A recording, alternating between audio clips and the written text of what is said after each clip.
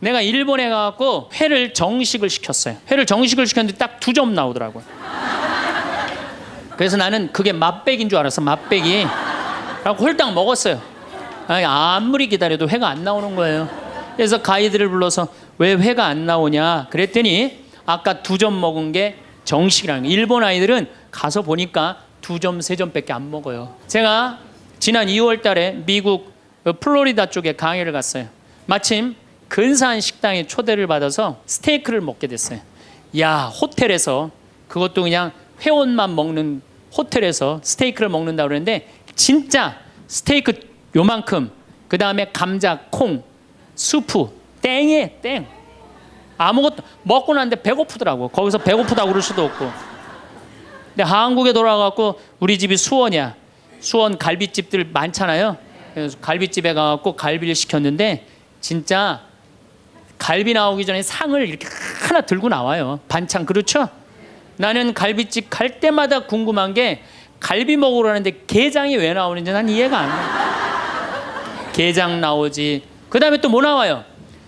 그 저기 뚝배기에다가 계란. 그렇죠? 요즘은 다 그거 나오더라고. 그 다음에 또 메추리알. 그 메추리알은 어디나 다 나오는 거고. 그 다음에 사라다 나오죠. 그 다음에 부침개 나오죠. 또 기다리시는데 배고프시다고 국수 말아서 나오죠. 그것만 먹어도 배불러요, 사실은. 그리고 이제 갈비가 4명이 가면 또 딱 4인분 나오면 그냥 그거 먹으면 배가 빵빵해요.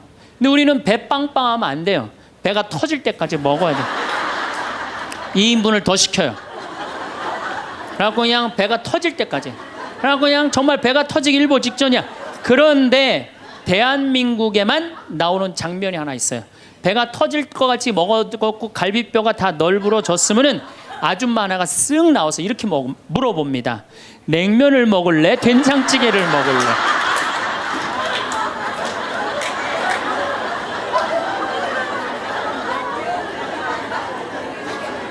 국가적으로도 정말로 잘 나갑니다. 우리나라 자동차 잘 만들어요. 그렇죠? 텔레비전 잘 만들어요. LED 텔레비전이라고 미국 시장 96% 휩쓸고 있어요. 자동차도 정말로 도요타 지금 막 추월하려고 그러는 판이에요. 반도체 잘 만들죠. 배 잘 만들죠. 97년 IMF 터졌을 때 아시아 전체가 다 IMF 터졌어요. 근데 우리나라처럼 IMF를 잘 극복한 나라는 없어요. 미국이 우리나라 기업 다 먹으려고 그랬는데 국민들이 금 모아갖고 그거 상환할 줄은 꿈에도 몰랐던 거예요. 대단한 민족이에요. 정말로. 그리고 2008년 금융위기도 우리나라가 참 잘 극복했어요. 그럼 국민들이 이렇게 행복한 나라에 살면 자부심을 가져야 될 거 아니야. 그렇지 않아요? 요즘 잘 나가요. 여러분들 일본 소니가 우리나라 삼성에 떨어진 지 5년 됐어. 5년. 그렇게 따라가려고도 안 되는 거예요. 예? 텔레비전 잘 만들지. 작년에는 일본이 무역 흑자 200억 달러였는데 우리나라는 400억 달러예요. 올해도 잘 나가고. 근데 뭐가 그렇게 불만이 많어? 만족하고 살면 되는데 국민들이 욕심이 너무 많아요. 여러분들, 제가 세계 경제 10위권까지 들어간 나라 중에 다른 나라 침략하지 않은 나라가 없어요. 다 다른 나라 거 뺏어서 저렇게 잘 먹고 잘 사는 거예요. 우리나라가 작년에 수출 9위, 올해는 수출 7위가 올랐는데요. 경제 규모로는 15위지만은 그래도 경제권 10위권에서 이 조그만 나라에서 왔다 갔다 해요. 그런데 생각을 해봐요. 세계 10위권까지 들어간 나라 중에 다른 나라 침략해서 다른 나라 뺏어갖고 이렇게 잘 먹고 잘 사는 거예요. 미국 다른 나라 침략해 안 해요? 지금 이라크 석유 뺏어갖고 저렇게 잘 먹고 잘 살잖아요. 일본 침략했어요 안 했어요? 정말로 우리나라 저 강원도의 소나무 다 잘라갖고 저렇게 잘 먹고 잘 사는 거예요. 영국 침략했어요 안 했어요? 스페인, 남미 거 다 뺏어다 먹었어요. 그렇죠? 프랑스, 아프리카 다 뺏어, 베트남 거 다 뺏어다 먹었어요.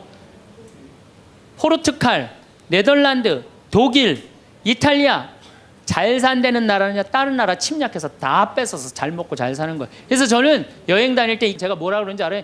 고개 숙이고 다녀요. 왜? 너희들은 아프리카, 인도, 아시아, 남미 거 다 뺏어서 지금 호의호식해서 사는 거야. 지금 너희들은 아시아, 남미, 아프리카에 굶는 사람들 너희들은 당연히 도와야 돼. 왜? 니네들이 다 뺏어간 도둑놈들이니까. 그런데 세계 경제 10위권까지 진입한 나라 중에 다른 나라 한 번도 침략한 적 없이 우리끼리만 이 자리에 올라온 나라가 한 나라가 있어요.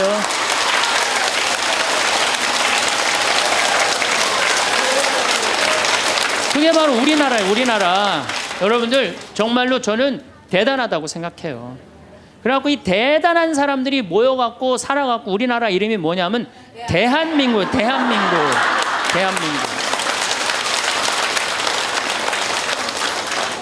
그러면 감사해야지, 행복해야지. 그런데 왜 176개 국가 중에 행복지수가 102등이야 2007년 기준으로. 작년에 많이 올라서 65위로. 그래도 국민들이 욕심이 너무 많아서 그래. 감사를 모르고 나눌 줄을 모르는 거야. 이제는 먹고 살만 했으니까, 먹고 살만하게 됐으니까 이제는 우리 국민들이 자부심도 가지고 정신적인 성숙도 가지고 나눌 줄을 아는 이 단계에 이젠 들어서야 돼요. 근데 이걸 누가 해야 돼? 우리 천주교 교우들이 앞장서서 해야 돼. 근데 저렇게 맨날 이 까만 옷만 앉아있고 있으니 이거 어떻게 하면 좋아? 신부님, 빚이 너무 많아요. 빚도 걱정하지 말아라. 갚다 못 갚으면 되지 뭘 걱정하고 그래. 중요한 건 뭐냐면 여러분들 지금 빚 걱정한다고 갚아줘요? 안 갚아줘요. 빚은요 세월이 갚는 거예요. 그럼 세월한테 맡기세요.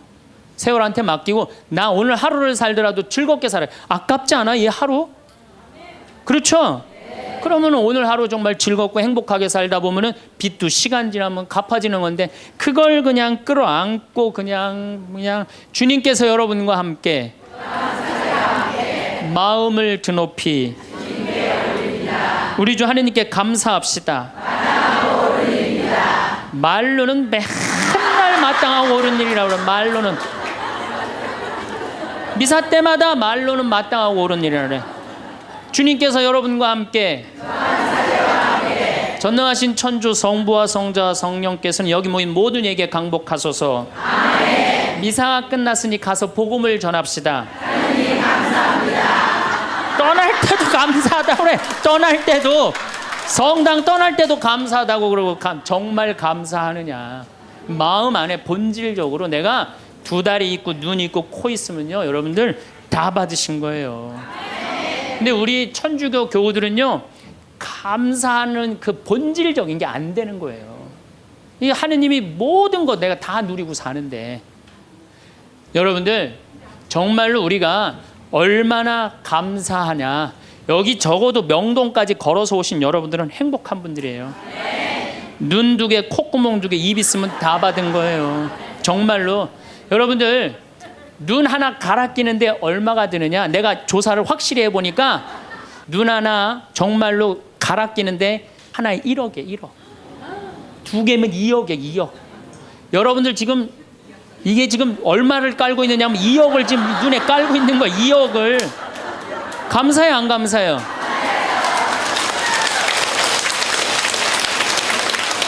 만약에 내가 아무것도 안 보여. 그래갖고 저 신부 얼굴도 못 보고 반찬이 어떻게 생겼는지도 모르고 명동 성당이 얼마나 멋있는지도 모르고 그렇지 않아요? 아무것도 지금 다 보고 있는데 얼마나 감사해요. 감사하지 않아요? 감사해요. 신장 하나 갈아 낀데 3천만 원, 간 갈아 낀데 7천만 원이에요. 이것만 대충 따져도 3억을 여러분들 여기 지금 깔고 있는 겁니다. 근데 뭘 우리 하느님한테 달라고 그래요? 다 주셨구만. 만약에 여러분들 내가 쓰러져 갖고 앰뷸런스에 실려간다. 1시간 산소호흡기 되는데 얼마를 내야 되냐면 36만 원 내야 돼요. 근데 여러분들 지금 공짜로 지금 오전 10시부터 지금까지 몇 시간 마신 거예요? 지금 5시간 마신 거예요. 한 200만 원 벌은 거지만 앉아서. 감사해요 안 감사해요? 하루면 1,000만 원 버는 거예요. 이렇게 받은 은혜 감사하기도 바쁜데 뭘 그렇게 하나님한테 달라고 그러세요?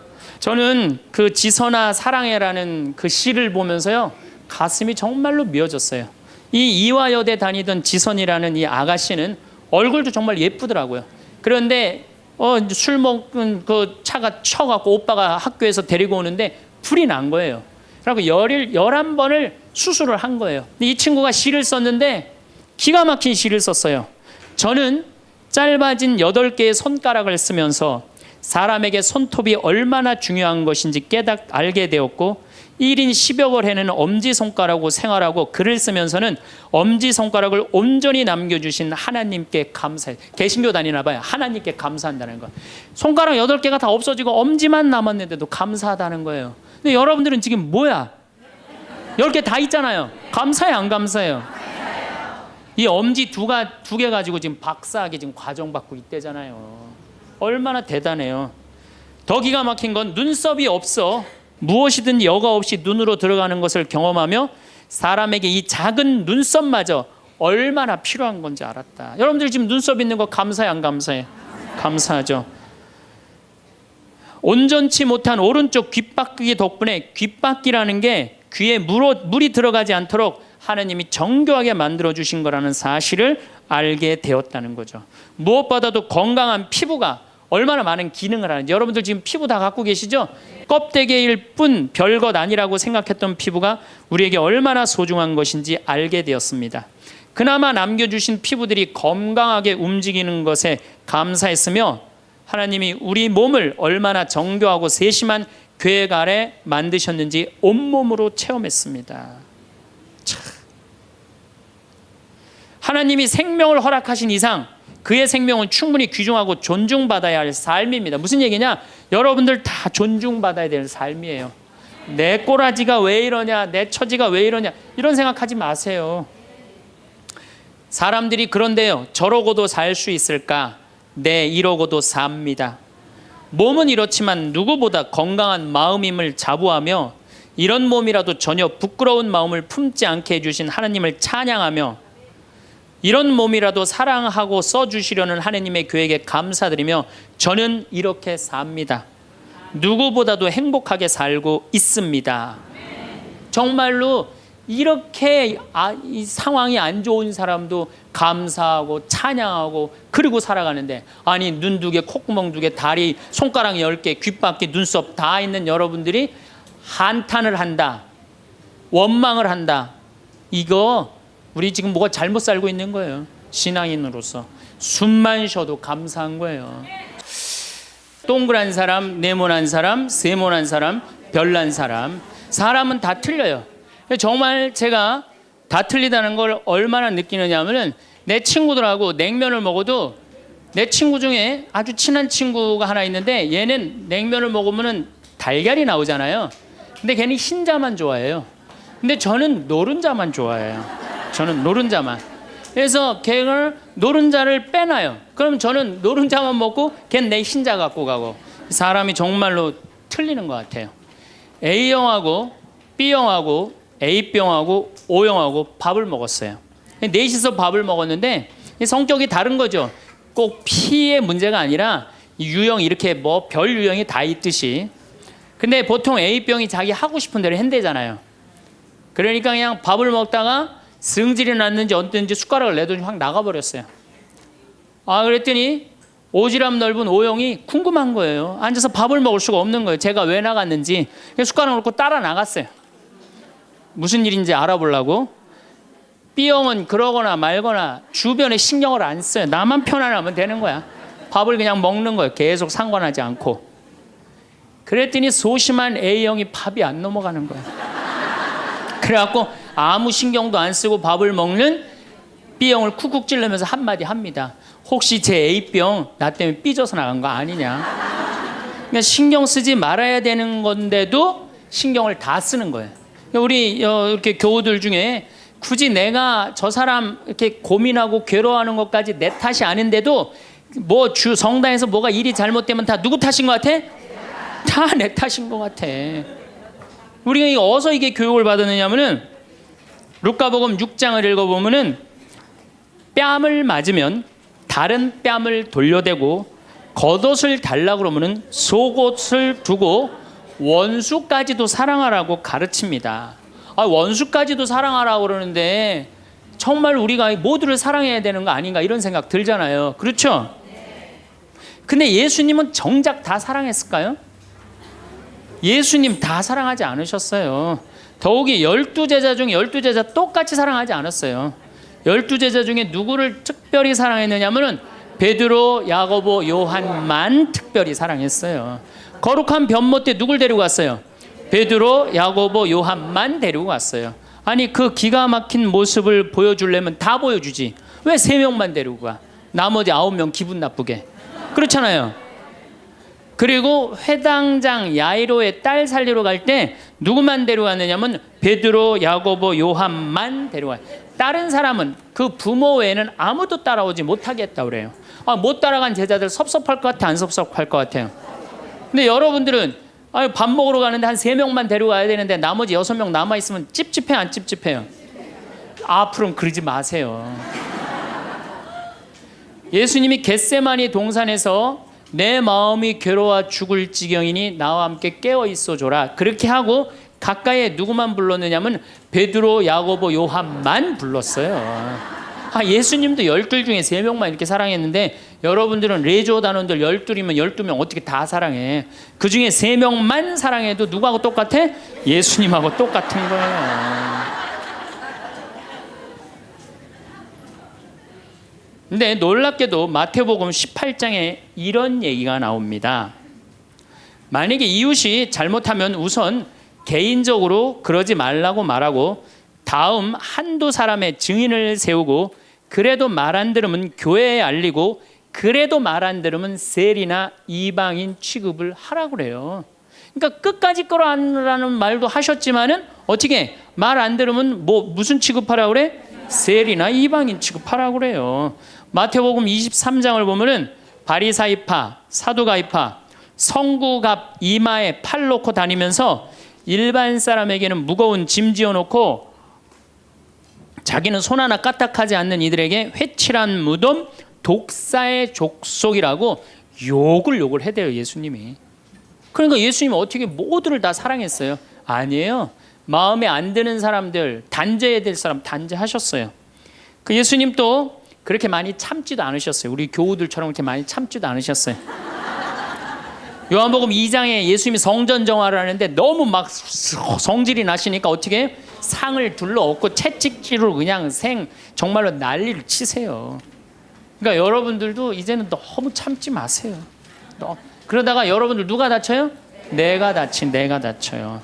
그런데 성당에 나오면 자기를 버리고 자기 목숨을 구하려 하지 말고 예수님 십자가를 지고 따라야 된다. 이 말이 꽉 귀에 들어오는 거예요. 순교자들이 이렇게 사셨다. 순교자들이. 우리들도 하느님 제대로 믿으려면 순교자나 예수님처럼 그렇게 십자가 지고 참아야 된다. 자기를 미워하고 남을 위해서 살아야 한다고 자기에게 어떤 일이 있더라도 주님께서 주시는 십자가라고 생각하고 참고 살아야 된다. 이렇게 우리는 이 말씀에 눌려 살아요. 이걸 뭐라고 그러냐면 십자가 컴플렉스라고 그래요. 십자가 컴플렉스. 나도 십자가를 져야 된다. 예수님이 손목에 못 박혔을 때 얼마나 아팠을까? 그거 그냥 심줄을 뚫고 지나갔을 때 얼마나 아팠을까? 발목 못 박히셨을 때 얼마나 아프셨을까? 그러니까 나를 죽이려고 애쓰고 웬만한 일은 주님은 주시는 시련과 십자가라고 참고 견디고 살면은 내면에는 기쁨이 하나도 없고 정신적 질병에 시달리는 경우가 많아요. 순교가 아니라. 그래서 그냥 우리 천주교 교우들은 이혼도 못하고 살아요. 남편이 그냥 맨날 술 먹고 때리고 빚지고 노름해. 도저히 아이들을 데리고 살 수가 없어. 그래갖고 그냥 구역장님이나 레조 단장님한테 상담을 합니다. 나는 정말로 이제 도저히 저 남편하고 못 살겠다고. 열심한 구역장님이나 레조 단장님이 한마디 해요. 아유, 데레사 자매, 십자가에 계신 예수님 생각을 해야지. 십자가에 계신 예수님 생각하고 어떻게 하라는 거야? 참고 살아라니까. 그러니까 참고 살려니 이 자매는 기쁨이 있어요, 없어요? 기쁨이 없는 사람들의 특징이 뭐냐? 선교를 못 해요. 기쁨이 없는 사람들은 선교를 못 합니다. 왜? 개신교는 정말로 막 하느님 믿으면서 기뻐, 즐거워. 그러니까 주위에 이제 막 세상에서 힘든 사람들한테 뭐라고 그러냐면 우리 교회 가자. 우리 교회 가면은 정말로 기뻐. 구원받을 수 있어. 정말 행복할 수 있어. 그리고 막 끌고 가요. 근데 우리 기쁨이 없는 천주교 교우들은 주위에서 힘들고 고통스러운 사람이 있으면은 성당 가자는 말이 안 나와요. 왜? 너도 한번 나하고 성당 가서 십자가 지고 한번 참아 볼래? 이 말이 안 나오는 거예요. 그래서 우리 천주교는 참고 살아야 되기 때문에 신앙생활이 우울해요. 개신교는 기쁨, 찬양, 영광, 감사, 아멘, 알렐루야 이런 거거든요. 근데 우리는 우울해. 우리 교우들은 그냥 봄판공, 가을판공, 양심성찰, 십자가의 길, 뭐 참회의 절 이런 거란 말이에요. 그냥 기쁨이 없는 신앙생활. 여러분들 죽을 때까지 참고 사느라고 기쁨 하나 없이 우울하게 산다면은 이분은 아마 지옥 맨 밑바닥에 갈 가능성이 많아요. 단테의 신곡을 읽어보면은 지옥 맨 밑바닥에 많은 사람을 가둬놨어요. 그래서 이 사람들한테 물어봤어요. 이 사람들은 살아생전에 무슨 죄 때문에 지옥 맨 밑바닥에 왔습니까? 물으니까 안내하는 사람이 다른 죄가 아니라 이 사람들은 세상에서 살 때 하느님을 믿는다고 하면서 기쁘게 살지 못하고 늘 우울하게 한숨만 쉬며 산 죄 때문에 여기 왔다고 그래요. 그러니까 기쁘지 않은 사람들이 어디 가는 거야? 지옥 가는 거예요. 그러니까 이 세상에서 기쁘게 산 사람은 천당 가는 거고 이 세상에 우울하게 산 사람들은 어디가? 지옥 가는 거야. 그러니까 여기 있는 분들 중에 지금 내가 십자가 지느냐고 우울하고 이런 분들 어디 갈 가능성이 많아? 지옥 갈 가능성이 많아요. 그래서 우울한 사람이 가는데 아예 정해놨어요. 제 5옥에 간대. 지옥 중에. 지옥 1옥부터 9옥까지 있는데 5옥에 간대. 5옥. 슈바이처 박사는 물 없는 강처럼 기쁨 없는 그리스도인, 기쁨 없는 신앙, 기쁨 없는 사람이 세상을 피곤하게 한다는 거예요. 여러분들 성당에서 나온다고 딱 모임을 가졌는데 그냥 우울하게 이렇게 앉아 있으면은 그 사람 보고 있으면은 피곤해요, 안 피곤해요? 반짝반짝 웃는 사람이 있으면 기분 좋아요, 안 좋아요? 그러니까 기쁨이라는 게 굉장히 중요한 거예요. 참느냐고 그냥 이러지도 못하고 저러지도 못하고 그렇게 살면 안 된다는 거죠. 여기 지금 우리 교우들 지금 옷 입고 온 거 보면은 다 까만색이야, 다 지금. 아니 명동으로 오면 좀 색깔을 이쁘게 입고 와야 될 거 아니야. 명동에 나오는데. 근데 우리는 화려한 옷 입으면 안 돼. 우리 천주교 교우들은. 내가 그 개신교 설교하러 갈 때 정말로 제가 많은 걸 배웠어요. 뭘 배웠느냐면은 예배하러 한 300명 정도가 나왔는데 전부 다 예쁜 옷을 입고 나왔어요. 정말로 축제 오는 것 같은. 그러니까 주일 예배하러 오는 것 같은. 근데 우리 지금 여기도 지금 얼마나 까만지 몰라요 지금. 그런데 예수님께서도 기쁨을 굉장히 강조하십니다. 저는 요한복음 13장, 14장, 15장, 16장, 17장, 18장 이거 여러분들 꼭 한번 묵상해 보세요. 왜 이걸 묵상해야 되느냐? 요한복음 13장에 예수님이 제자들의 발을 씻어줘요. 발을 씻어주고 최후의 만찬을 하세요. 그리고 14장에 뭐라고 그러느냐면은 성령께서 오실 거다. 내가 가도. 그러니까 성령을 보내주실 것을 말씀하시면서 당신이 아버지께로 가는 걸 기뻐하라고 그래요. 이제 곧 18장이면 잡히실 거거든요. 잡히실 것인데도 불구하고 예수님은 제자들하고 마지막 작별 유언을 하면서 기쁨에 대해서 말씀을 하세요. 기뻐해라. 요한복음 15장에는 나는 포도나무요 너희는 가지로다. 너희들은 나한테 붙어 있어라. 그래야만이 많은 열매를 맺는다. 이 말씀을 하세요. 근데 11장에 이런 말씀을 하세요. 내가 이 말을 한 것은 내 기쁨을 같이 나누어 너희 마음에 기쁨이 넘치게 하려는 것이다. 아니 이게 오늘 저녁에 붙잡혀서 돌아가실 예수님 입에서 나올 말이에요. 그런데 예수님이 지금 돌아가심에도 불구하고 마음이 기쁘신 거예요. 그래서 내 기쁨을 너희에게 흘러 넘치게 하려는 것이다. 그러니까 죽기 전에도 기쁘셨던 거예요. 예수님은. 왜? 뭐가 열리니까? 천국문이 열리니까. 16장 22절에는 진리의 성령을 보내주실 것을 다시 한번 약속하시면서 내가 다시 너희와 만나게 될 때에는 너희 마음은 기쁨에 넘칠 것이며 그 기쁨은 아무도 빼앗아가지 못할 것이다. 구하여라 받을 것이다. 너희는 기쁨에 넘칠 것이다. 예수님은 장마다 말씀하시네. 13장, 14장, 15장에 걸쳐서 16장에 걸쳐서도 말씀하시고 17장에 아버지 이 사람들이 하나 되게 해주십시오. 아버지와 나는 하나입니다. 많이 들어봤죠? 네. 이 말씀 끝에 이렇게 말씀하세요. 지금 나는 아버지께로 갑니다. 아직 세상에 있으면서 이 말씀을 드리는 것은 이 사람들이 내 기쁨을 마음껏 누리게 하려는 것입니다. 성서에 보면 온통 기쁨밖에 없는 거예요. 기쁨. 아니 지금 저 18장이면 잡으셔서 돌아가실 분이 마지막 유언에 마지막으로 하신 말씀이 뭐예요? 기쁨이에요. 기쁨. 그렇다면 여러분들은 신앙생활하면서 기뻐야 되지 않아요? 기뻐야 되는데 왜 이렇게 우울해? 왜 이렇게 청승을 떠냐 이거예요. 데살로니가 전서 5장 16절에 유명한 얘기죠. 항상 기뻐하시오. 그렇죠? 끊임없이 기도하시오. 어떤 처지에서든 감사하시오. 저는요 이 구절보다 더 중요한 구절이 있어요. 그 다음 구절이 이것이 우리 주 예수 그리스도를 통하여 드러내신 하느님 아버지의 뜻입니다. 그러니까 여러분들이 항상 기뻐하고 어떤 처지에서든 감사하고 끊임없이 기도하는 것은 누가 예수님을 통하여 드러내신 누구의 뜻이야? 하느님의. 그러니까 기쁨과 감사는 우리의 본질이에요. 본질. 그러니까 우리가 신앙생활에 기뻐야 돼요. 필립보서 4장 4절 이 베드로 바오로 사도가 감옥에 갇혀서 쓴 거래요. 유명한 얘기예요. 주님 안에서 항상 기뻐하십시오. 다시 말합니다. 기뻐하십시오. 그래서 필립비서에 기뻐하라는 말을 16번이나 해요. 16번이나. 그리스도 안에서 기뻐하라고. 그러니까 여러분들은 신앙생활하면서 기뻐야 돼. 예수님이 일생 수고순환하셨기에 우리도 일생 수고순환해야 된다고 이야기하는 사람들 이거 잘못 알고 있는 거예요. 여러분들 신앙생활은 기뻐야 돼. 근데 우리 천주교 교우들은 무조건 우리는 우울하게 해야 돼. 누가 강력하게 우리 가운데 앞에 있어? 십자가가 있으니까. 그러니까 성가를 들어봐도요 미쳐요.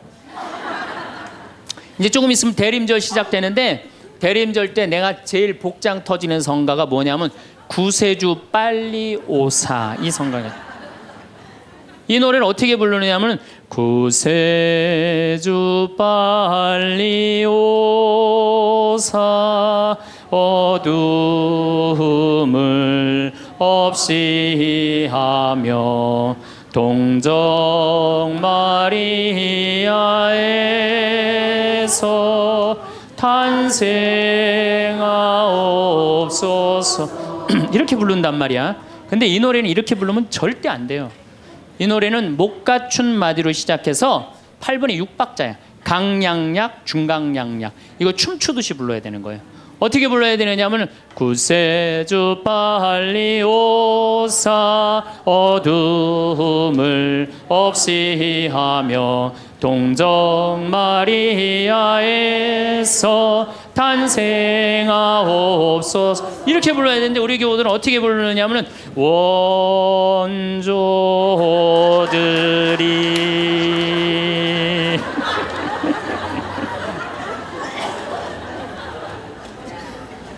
그러니까 그냥 구세주로 빨리 가사는 구세주 빨리 오사라는 가사인데 하는 거 보면 장송곡이야. 장송. 기쁨이 없는 거죠. 사실 저도 신앙을 키운 결정적인 동기는 십자가입니다.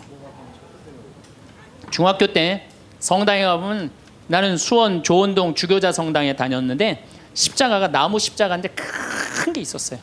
근데 그 예수님을 보면 너무 불쌍한 거예요. 어쩌면 우리를 사랑하시기에 저렇게 고통스럽게 지셨을까? 그냥 보면은 근데 우리 이 조원동 주교자 성당 옆에는 은퇴 신부님이 살았어요. 근데 어떤 신부님이 살았느냐면 하한주 신부님이라고 살았어요. 막 수염이 이렇게 하얀 수염이 나신 하한주 신부님.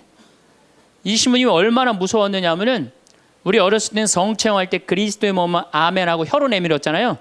혀를 안 내밀면 입 벌리라고 소리를 질렀어요. 그래갖고 그 신부님이 나와서 미사를 하면은 그 줄에는 아무도 안 갔어요. 다 보자 신부 줄에 가갖고 다 성체험하고 그래. 근데 나는 중학교 2학년 때부터 신학교를 가려고 그랬으니까 신부님 집에 놀러를 자주 갔어요. 놀러를 가면 신부님 집 거실에 뭐가 쓰여 있느냐면 님 쓰신 가시관이라는 시가 쓰여 있어요.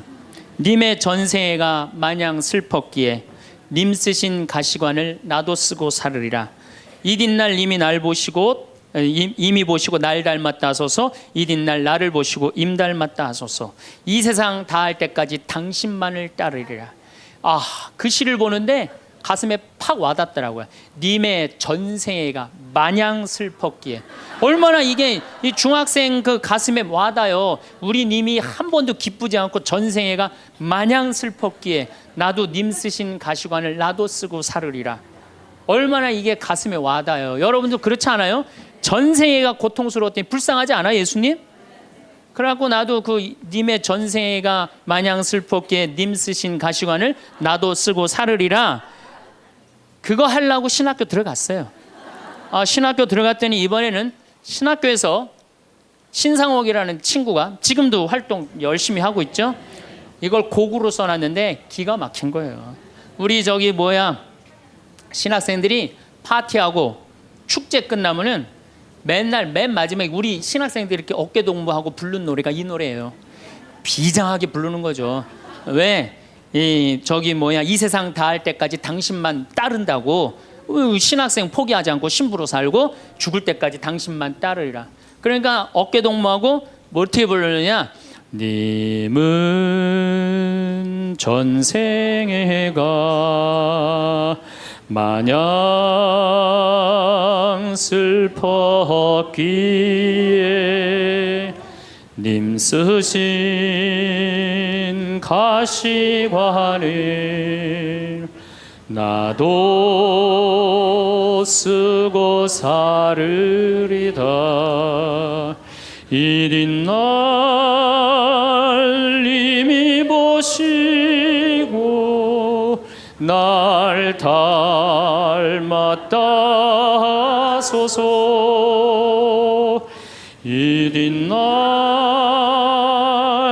나를 보시고 임 닮았다 하소서. 이 세상 다할 때까지 당신만 따르리라.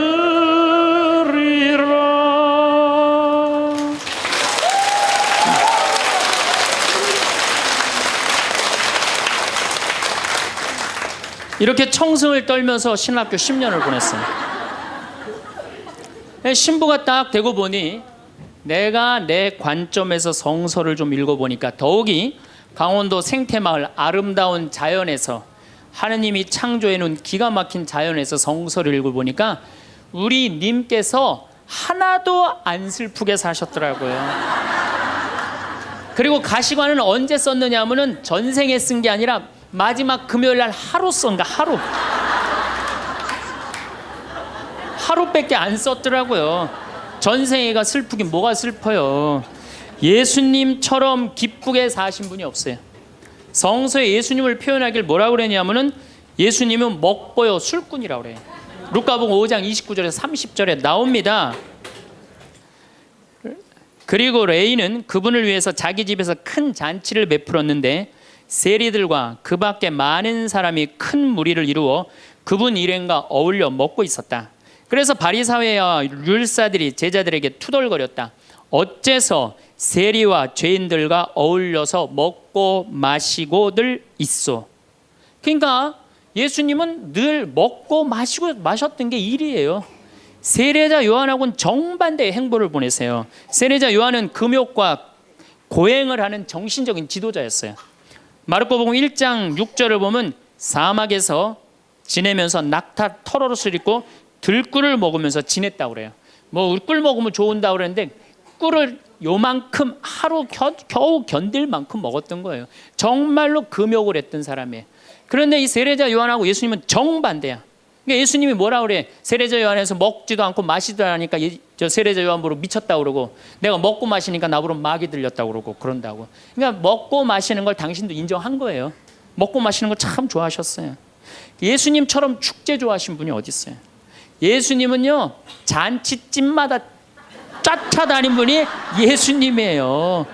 오늘 이 레이 집도 쫓아다녔죠. 바리사이 집 갔죠. 자케오 잔치 갔죠. 가나의 혼인잔치 잔치집 갔죠. 그 다음에 나자로가 죽었다가 살아나온 다음에 잔치 차린가 거기 잔치 갔죠.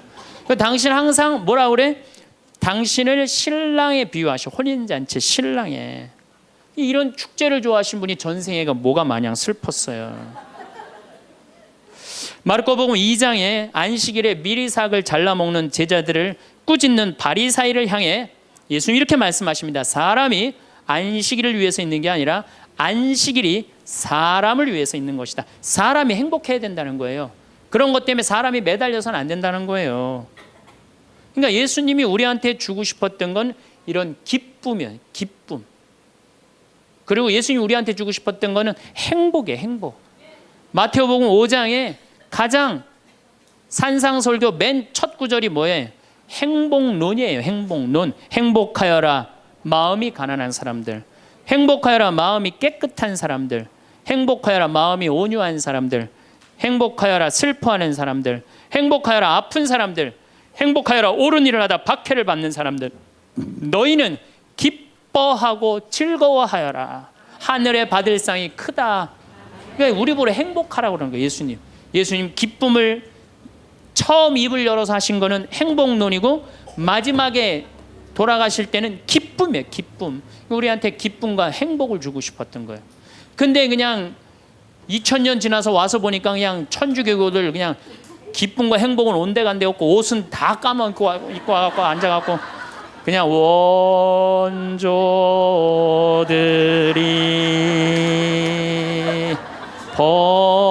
범죄하 이러고 앉아 있으면은 예수님 복장 터지겠어요? 안 터지겠어요? 또 예수님이 우리한테 주고 싶었던 게 행복, 기쁨뿐만 아니라 평화입니다. 이것도 우리 신앙생활에 아주 중요합니다. 예수님이 돌아가셨어요. 그리고 부활하셨어요. 3일 만에 부활하셨어요. 제자들한테 뭐라고 그랬냐면은 나는 3일 만에 다시 살아날 것이다. 근데 제자들은 이해를 못했어요. 죽고 난 다음에 살아난다는 말을. 그래갖고 예수님 돌아가시는 걸 보고 다 도망가 버렸어요. 이제 우린 끝이다. 그래갖고 심지어 어떤 제자들은 고기, 원래의 직업으로 돌아갑니다. 고기 잡으러 가요. 이제 우린 끝났으니까. 그렇게 3년 동안 그렇게 가르쳐놨는데, 그렇게 배신했는데 얼마나 열받아요, 예수님은. 근데 예수님이 3일 만에 딱 살아나서 제자들 앞에 나타나요. 제자들이 당황스럽겠어요, 안 당황스럽겠어요? 우린 끝났는 줄 알았는데 다시 나타나니까 얼마나 당황스러워요. 그리고 나타나려면 1년 후에 나타나면 덜 미안해잖아요. 배반은 해놨는데 3일 만에 나타나면 얼마나 미안해요. 마음이 기쁘기도 하고 혼란스럽기도 한 거야. 근데 예수님이 이렇게 말씀하십니다. 너희들 내가 3일 만에 살아난다고 그랬느냐 안 살아난다고 그랬느냐, 왜 배반했느냐, 이렇게 따지지 않으세요. 입을 열어 하신 말씀이 뭐냐면은 평안하냐, 내가 너희에게 평화를 주노라. 예수님이 우리한테 주고 싶었던 거는 우리가 아무리 배반하고 나쁜 짓을 했어도 예수님이 나하고 마주쳤을 때는 우리가 당황하지 말고, 그렇죠? 미안해하지 말고 그러라고 무슨 말부터 건네세요? 평안하냐, 내가 너희에게 평화를 주노라. 그러니까 예수님이 주고 싶었던 게 평화야. 자, 여러분들, 내가 성당 다니는데 기쁘지도 않고 행복하지도 않고 평화롭지도 않아. 성당 다니는 이유가 있는 거예요, 없는 거예요? 없는 거예요. 그러지 않으면 뭐하러 성당을 다녀요? 예수님이 가장 주고 싶었던 건데. 또 예수님이 우리한테 주고 싶었던 게 사랑이야. 요한복음 13장에 당신이 돌아가실 때가 알자 못내 사랑하던 제자들을 극진히 사랑하셨다고 그래. 극진히. 얼마나 제자들을 사랑했으면 극진히 사랑했다고 그래. 최후의 만찬 때 밥 먹으면서 누가 배반할 건지 막 자기네들끼리 의견이 분분했잖아요. 사도 요한이 예수님 가슴에 기대서 밥을 먹었어요. 베드로가 물어보라고 그래요. 예수님한테, 사도 요한한테 누가 배반할 건지. 저는 이 밥 먹는 장면에서도 예수님의 사랑을 느껴요. 마지막에 떠나면서 밥 먹는 장면에도. 여러분들, 본당 신부님하고 회식을 해요. 너무너무 본당 신부님이 잘생기고 편안하고 좋아. 그래갖고 그냥 먹던 밥을 들고 와갖고 신부님 가슴에 기대서 먹을 수 있는 분 계세요? 예수님의 품은 굉장히 넉넉하셨어요. 우리를 다 끌어안아 주시는. 그러니까 예수님 우리한테 주고 싶었던 게 기쁨, 행복, 평화, 사랑. 그 다음에 맨 먼저 하신 나는 너희에게 복음. 복음 이게 영어로 뭐래? 굿뉴스. 다 알죠? 굿뉴스입니다. 좋은 소식을 전하러 온 거예요. 나는 하늘나라의 복음을 전하러 왔다. 굿뉴스.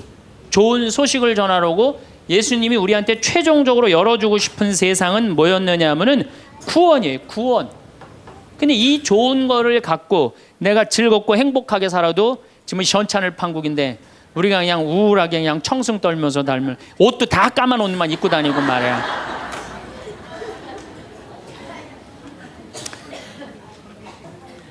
그러니까 우울하다 보니까 받은 은혜 감사는 안 하고 아직도 뭘 그렇게 달라고 그래요. 개신교는 정말로 개신교 방송 한번 보세요. 다 손들어서 하느님께 찬양드리죠. 평화방송 보면요, 천주교 교우들 보면 다 미사포 뒤집어 쓰고 땅바닥 다 쳐다보고 앉아요. 그러니까 이게 감사의 신앙생활하는 사람이랑 간구의 신앙생활하는 사람이랑은 차원이 틀려요.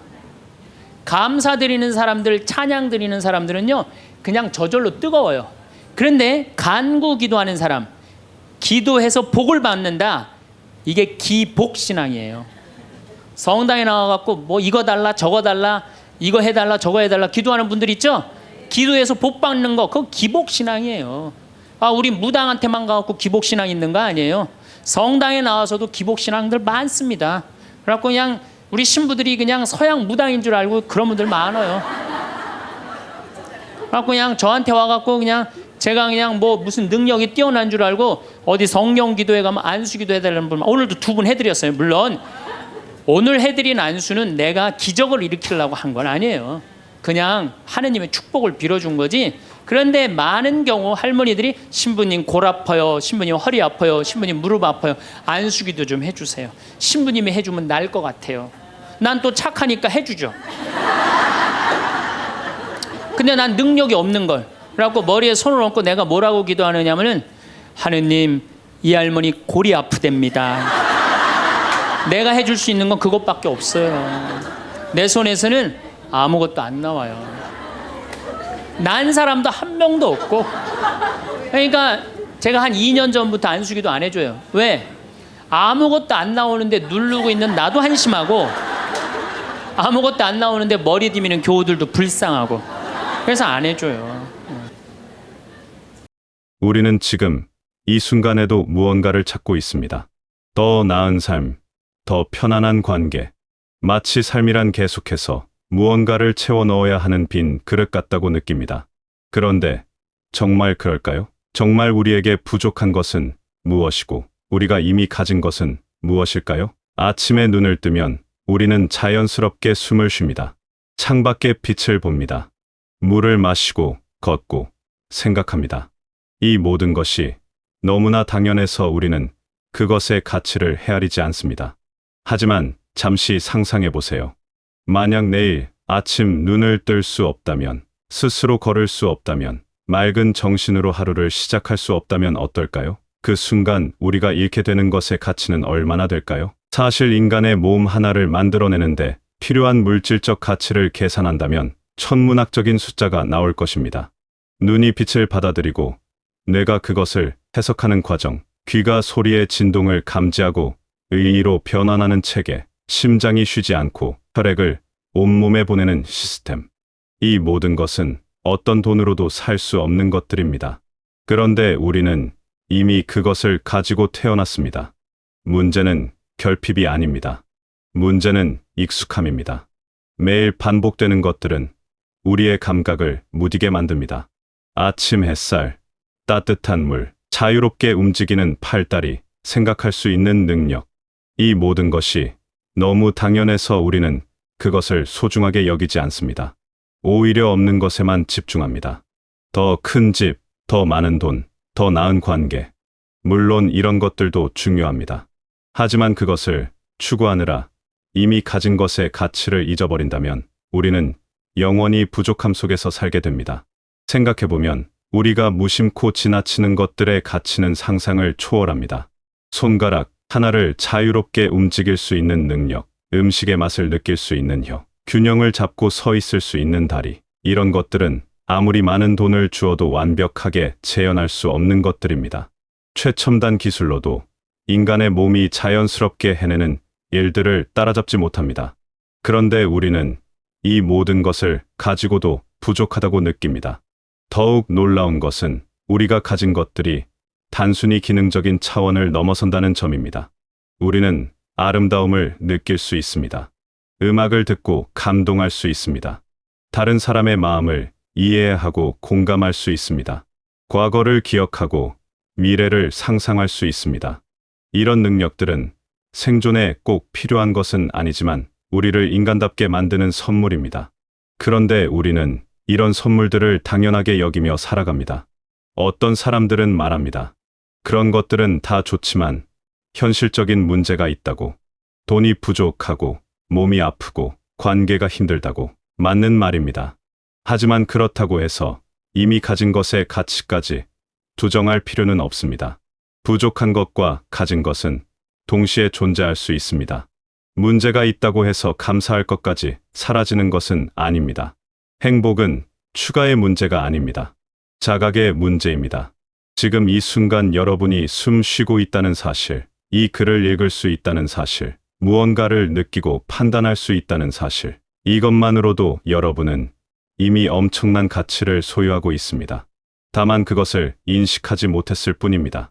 행복은 새로운 것을 얻는 순간이 아니라 이미 존재하는 가치를 다시 보는 순간에 찾아옵니다. 그렇다면 삶을 대하는 우리의 태도는 어떠해야 할까요? 많은 분들이 삶을 견디는 것으로 이해합니다. 버텨야 할 것, 참아내야 할 것, 넘어야 할 산. 이런 표현들 속에는 삶이 본질적으로 고통스러운 것이라는 전제가 깔려 있습니다. 그래서 성실하게 살지만 무겁습니다. 책임감 있게 행동하지만 지쳐 있습니다. 모든 것을 해내지만 기쁨은 없습니다. 하지만 삶은 정말 견디는 게임일까요? 기쁨은 정말 사치일까요? 아닙니다. 기쁨은 삶을 지속 가능하게 만드는 연료입니다. 즐거움 없이 달리는 삶은 결국 어디선가 멈춰섭니다. 자신을 소모시키고 주변 사람들까지 지치게 만듭니다. 성실함과 책임감은 중요합니다. 하지만 그것이 기쁨과 함께하지 않는다면 그것은 오래 지속될 수 없습니다. 우리는 어디선가 배웠습니다. 힘들어야 의미 있고 고통스러워야 가치 있다고. 그래서 편안함을 느끼면 죄책감이 들고 즐거움을 누리면 불안해집니다. 마치 행복은 허락받아야 하는 것처럼 기쁨은 무언가를 다 이룬 뒤에야 가질 수 있는 것처럼 생각합니다. 하지만 이것은 잘못된 생각입니다. 기쁨은 목적지가 아니라 여정입니다. 모든 것이 완벽해진 뒤에 누리는 것이 아니라 불완전한 오늘 속에서도 발견하는 것입니다. 오히려 기쁨이 있어야 우리는 어려움을 견딜 수 있습니다. 즐거움이 있어야 우리는 계속 앞으로 나아갈 수 있습니다. 기쁨은 보상이 아니라 힘입니다. 진짜 성숙함은 고통을 미화하는 것이 아닙니다. 상황 속에서도 기쁨을 잃지 않는 능력입니다. 어려운 일이 있어도 작은 즐거움을 발견하는 것, 힘든 하루를 보내도 저녁에 평온을 되찾는 것, 문제를 안고 있으면서도 오늘을 망치지 않는 것. 이것이 진정한 삶의 기술입니다. 기쁨을 유지하는 것은 나약함이 아닙니다. 오히려 강함입니다. 모든 것이 완벽하지 않아도 오늘을 즐길 수 있는 사람, 해결되지 않은 문제가 있어도 지금 이 순간의 평화를 지킬 수 있는 사람, 그런 사람이 결국 더 오래, 더 건강하게 삶을 지속할 수 있습니다. 실제로 삶을 돌아보면 알 수 있습니다. 가장 행복했던 순간들은 대부분 거창한 성취가 아니었습니다. 창밖으로 비가 내리는 것을 보며 느낀 평화, 따뜻한 국물을 마실 때의 위안, 좋아하는 음악을 들을 때의 충만함. 이런 작은 기쁨들이 실은 우리 삶을 지탱하는 힘이었습니다. 우리는 다만 그것을 중요하게 여기지 않았을 뿐입니다. 그래서 기쁨을 설계하는 것이 중요합니다. 하루 중에 작은 즐거움을 의도적으로 배치하는 것입니다.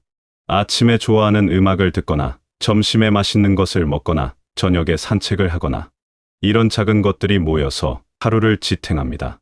기쁨은 우연히 찾아오는 것이 아니라 의도적으로 만들어가는 것입니다. 삶에는 고통이 있습니다. 이것은 부인할 수 없는 사실입니다. 경제적 어려움, 건강 문제, 관계의 상처, 예상치 못한 실패, 이런 것들은 누구에게나 찾아옵니다. 중요한 것은 고통의 존재가 아니라 우리가 그것을 어떻게 다루느냐입니다. 많은 분들이 고통을 삶의 중심에 놓습니다. 빚이 있으면 모든 순간이 빚에 대한 걱정으로 채워집니다. 관계에 문제가 있으면 모든 생각이 그 문제로 향합니다. 건강이 좋지 않으면 하루 종일 그 사실만 떠올립니다. 고통이 삶 전체를 점령해버립니다. 하지만 생각해보면 이상한 일입니다. 고통을 중심에 놓고 하루 종일 괴로워한다고 해서 그 고통이 해결되지는 않습니다. 빚을 걱정한다고 빚이 줄어들지 않습니다. 관계를 염려한다고 관계가 나아지지 않습니다. 오히려 그 걱정과 염려가 우리의 판단력을 흐리게 하고 문제 해결 능력을 떨어뜨립니다. 더 중요한 것은 고통에 사로잡힌 삶은 우리에게서 현재를 빼앗는다는 점입니다. 내일의 걱정 때문에 오늘을 잃어버립니다. 다음 달의 불안 때문에 이번 주를 망칩니다. 해결되지 않은 문제 때문에 지금 이 순간의 평화를 포기합니다. 그렇게 우리는 실제로 존재하지도 않는 미래의 고통 때문에 확실히 존재하는 현재의 삶을 놓칩니다. 고통은 삶의 일부입니다. 하지만 삶의 주인은 아닙니다. 해결되지 않은 문제가 있다고 해서 오늘의 평온까지 포기할 이유는 없습니다. 내일 해야 할 일이 있다고 해서 오늘 저녁의 고요함을 망칠 필요는 없습니다. 우리는 문제를 안고 있으면서도 동시에 평화로울 수 있습니다. 이것이 역설처럼 들릴 수 있지만 사실 이것이 삶의 진실입니다. 고통을 외면하라는 뜻이 아닙니다. 다만 고통이 오늘을 지배하게 하지 말라는 것입니다. 문제는 해결해야 합니다. 하지만 그 문제를 해결하는 과정에서도 우리는 밥을 먹고 잠을 자고 하늘을 보고 숨을 쉽니다. 그 순간들까지 고통으로 채울 필요는 없습니다.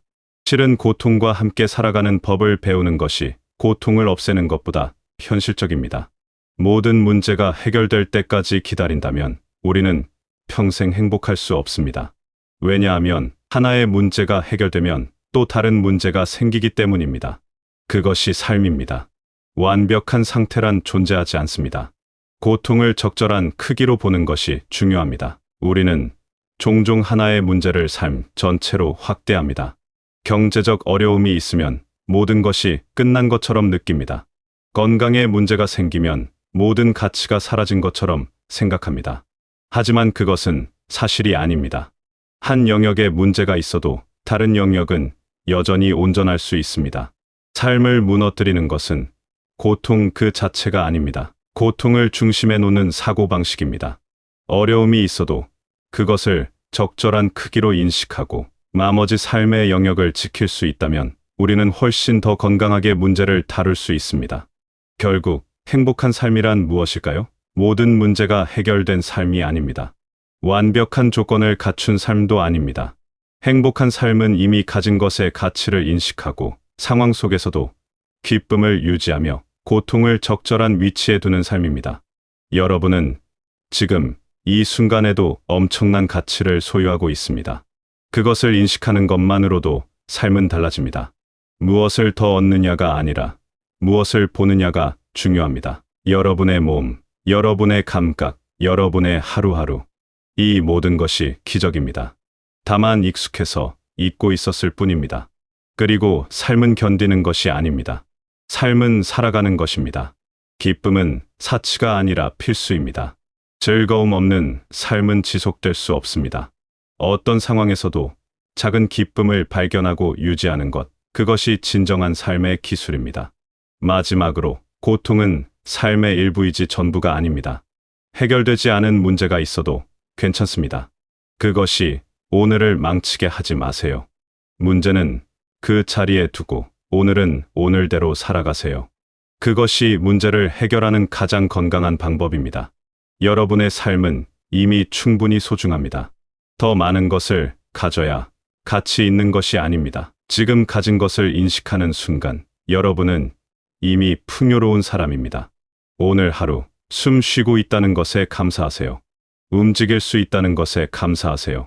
느낄 수 있다는 것에 감사하세요. 그 감사가 여러분의 하루를 바꿀 것입니다. 어떤 어려움 속에서도 여러분이 이미 가진 가치를 잊지 않고 작은 기쁨을 유지하며 고통의 삶을 내주지 않는 하루하루를 살아가시길 바라겠습니다.